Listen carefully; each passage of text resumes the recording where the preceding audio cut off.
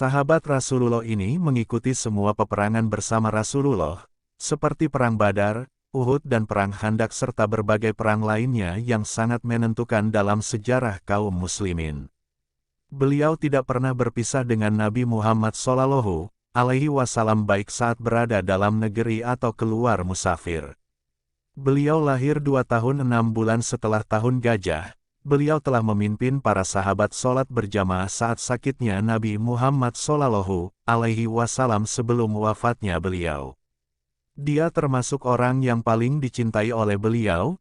Nabi Muhammad SAW menikahi anaknya, dan dia termasuk orang yang pertama masuk Islam dari kalangan kaum lelaki, dan salah seorang tokoh yang diberi kabar gembira memasuki surga serta dia adalah orang terbaik dari golongan umat Islam setelah Nabi Muhammad SAW.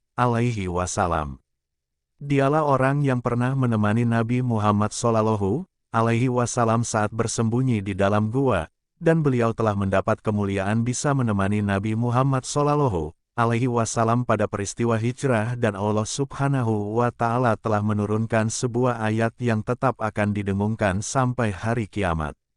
Allah Subhanahu wa Ta'ala berfirman, "Jikalau kamu tidak menolongnya, Muhammad, maka sesungguhnya Allah telah menolongnya, yaitu, ketika orang-orang kafir musyrikin Mekah mengeluarkannya dari Mekah, sedang dia salah seorang dari 2 orang ketika keduanya berada dalam gua." Quran Surah At-Taubah 40. Umar Ibnul Khattab berkata, "Seandainya keimanan Abu Bakar ditimbang dengan keimanan seluruh umat ini maka akan lebih berat keimanan Abu Bakar. Dia adalah orang yang jujur dari umat ini. Namanya adalah Abdullah bin Abi Quhafa Utsman bin Amir bin Amru Al-Qurasi dan umat ini telah sepakat untuk memberikan gelar padanya dengan kata As-Siddiq, sebab dialah orang yang segera membenarkan Nabi Muhammad SAW dan Aisyah pernah berkata tentang bapaknya, 'Bapakku orang yang berkulit putih, langsing dan berpipi tipis, sedikit bungkuk dan bermata cekung.'" Banyak hadits Nabi Muhammad SAW yang menjelaskan tentang keutamaan pribadi sahabat ini. Dia adalah manusia terbaik di kalangan umat Islam setelah Nabi Muhammad SAW. Di antara hadis-hadis yang menjelaskan tentang keutamaan sahabat Abu Bakar As-Siddiq adalah sebuah hadits di dalam kitab Sahih Muslim dari riwayat Aisyah menjelang akan wafatnya Nabi Muhammad SAW. "Panggillah Abu Bakar, bapak dan saudaramu, sehingga aku menulis sebuah pesan. Sungguh aku khawatir jika ada orang yang berangan-angan dan seseorang berkata, 'Aku yang lebih utama dan Allah dan orang-orang yang enggan beriman kecuali kepada Abu Bakar.'" Para ulama berkata, di dalam hadits ini dijelaskan bahwa As-Siddiq adalah sahabat yang paling utama secara umum, dan orang yang paling berhak mendapatkan tampuk khilafah dan orang yang paling utama mengimami kaum muslimin. Diriwayatkan oleh Al-Bukhari dan Muslim di dalam kitab sahih keduanya disebutkan pada sebuah riwayat dari Abu Sa'id Al-Khudri radhiyallahu anhu bahwa Nabi Muhammad SAW bersabda, "Sesungguhnya orang yang paling aku percayai untuk menjaga harta dan persahabatannya serta diriku adalah Abu Bakar. Seandainya aku boleh memilih kekasih bagi diriku maka aku akan memilihnya sebagai kekasihku. Namun persaudaraan dalam Islam dan janganlah engkau meninggalkan di dalam masjid pintu apapun kecuali pintu Abu Bakar." Diriwayatkan oleh At-Tirmizi di dalam kitab sunannya dari Abu Hurairah bahwa Nabi Muhammad SAW bersabda, "Tidak ada seorang pun yang telah mengulurkan bantuannya kepada kami kecuali kami telah membalasnya dengan balasan yang cukup kecuali untuk Abu Bakar. Sesungguhnya dia memiliki jasa yang akan dibalas oleh Allah pada hari kiamat, dan tidak ada harta seorang pun yang memberikan manfaat bagiku melebihi manfaat harta Abu Bakar. Seandainya aku boleh mengangkat seorang kekasih maka aku akan mengangkat Abu Bakar sebagai kekasihku, dan ketahuilah bahwa sahabat kalian Rasulullah SAW ini adalah kekasih Allah." Dan setelah Abu Bakar radhiyallahu anhu masuk Islam, dia telah menginfakkan 40.000 untuk kepentingan sedekah dan memerdekakan budak. Diriwayatkan oleh At-Tirmizi dari Umar Ibnul Khattab berkata, Rasulullah SAW memerintahkan kita untuk bersedekah, Saat itu aku memiliki harta maka aku berkata, pada hari inilah aku akan mengungguli Abu Bakar, semoga aku mengunggulinya pada hari ini.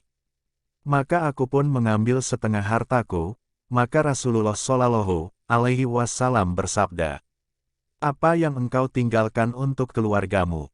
Aku menjawab, sejumlah yang aku sedekahkan. Lalu Abu Bakar datang dengan membawa seluruh hartanya dan Rasulullah Shallallahu Alaihi Wasallam bersabda, wahai Abu Bakar, apa yang kamu tinggalkan untuk keluargamu? Dia menjawab, aku meninggalkan Allah dan Rasul-Nya. Lalu Umar berkata, demi Allah aku tidak bisa mengunggulinya dalam kebaikan untuk selamanya. Diriwayatkan oleh At-Tirmizi di dalam kitab sunannya dari Abi Sa'id radhiyallahu anhu bahwa Nabi Muhammad Shallallahu Alaihi Wasallam bersabda, sesungguhnya orang-orang yang berada pada tingkatan tertinggi di surga, akan melihat orang yang ada di bawahnya sebagaimana kalian melihat bintang yang terbit di ufuk langit dan sungguh Abu Bakar bersama Umar termasuk penghuni keduanya dan alangkah nikmatnya mereka berdua. Diriwayatkan oleh At-Tirmizi dari hadits Anas bahwa Nabi Muhammad Shallallahu Alaihi Wasallam bersabda kepada Abu Bakar dan Umar, dua orang ini adalah pemimpin para penghuni surga yang dewasa baik generasi yang terdahulu atau yang akan datang kecuali para nabi dan rasul. Beliau telah memegang tampuk khilafah negara Islam setelah wafatnya Nabi Muhammad Shallallahu Alaihi Wasallam dan masa jabatannya adalah 2 tahun 7 bulan.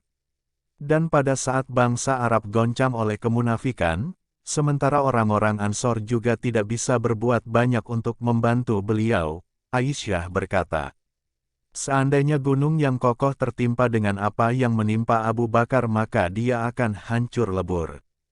Dan Abu Bakar pernah berkata pada saat yang genting tersebut, aku akan memerangi orang yang membedakan antara sholat dan zakat, sebab zakat adalah hak harta. Demi Allah seandainya mereka enggan mengeluarkan zakat hewan yang mereka tunaikan pada zaman Rasulullah Shallallahu Alaihi Wasallam maka aku pasti memerangi mereka karena keengganan mereka menunaikan zakat. Para ulama berkata, Allah telah menjaga agama ini dengan dua orang lelaki yaitu Abu Bakar pada saat dia memerangi orang-orang yang keluar dari Islam dan Ahmad bin Hambal pada saat terjadinya fitnah Jahmiyah. Al-Quran dikumpulkan pada masanya, dan Ali bin Abi Thalib berkata, orang yang paling banyak pahalanya dalam mengumpulkan Al-Quran adalah Abu Bakar. Aisyah radhiyallahu anhuma berkata, permulaan sakitnya Abu Bakar adalah pada saat beliau mandi pada hari Senin pada hari ke-7 dari Jumadil Akhir, hari itu cuaca sangat dingin, maka dia sakit selama 15 hari yang menyebabkan dirinya tidak keluar untuk sholat berjamaah. Banyak para sahabat yang menjenguknya pada saat dia sakit, dan mereka pernah berkata, bolehkah kami memanggil seorang tabib untuk melihat apa yang engkau derita? Abu Bakar menjawab, dia telah melihatku. Para sahabat bertanya, apa yang dia katakan? Dia berkata, sesungguhnya semua kehendakku pasti terlaksana seperti apa yang aku inginkan. Aisyah berkata, pada saat rasa sakit yang menimpa bapakku telah kritis aku menyenandungkan bait syair di bawah ini. Sungguh kekayaan tidak memberikan apapun bagi seseorang. Apabila nafas kematian sudah terdengar dan dada menyempit. Lalu dia membuka wajahnya dan berkata, bukan itu wahai anakku akan tetapi bacalah firman Allah. Dan datanglah sakaratul maut dengan sebenar-benarnya. Itulah yang kamu selalu lari daripadanya. Quran Surah Ka'af 19. Kemudian dia berkata, lihatlah pada pakaianku ini dan cucilah dia lalu kafanilah aku dengannya sesungguhnya orang yang masih hidup lebih butuh pada yang baru daripada orang yang telah mati, dan dia mewasiatkan agar dikuburkan di samping kuburan Rasulullah Sallallahu Alaihi Wasallam. Lalu setelah dia wafat maka kepalanya disejajarkan dengan pundak Rasulullah Sallallahu Alaihi Wasallam dan menempelkan lahatnya dengan kubur Rasulullah Sallallahu Alaihi Wasallam. Semoga Allah meridhoi Abu Bakar dan memberikan ganjaran yang lebih baik dari jasa-jasanya di dalam Islam dan kaum muslimin serta mengumpulkan kita di dalam surga yang mulia bersama para nabi, orang-orang yang jujur dan para syuhada serta orang-orang yang soleh dan mereka itulah sebaik-baik teman. Segala puji bagi Allah Tuhan semesta alam, Semoga solawat dan salam tetap tercurahkan kepada Nabi kita Muhammad dan kepada keluarga, sahabat serta seluruh pengikut beliau. Semoga bermanfaat. Assalamualaikum warahmatullahi wabarakatuh.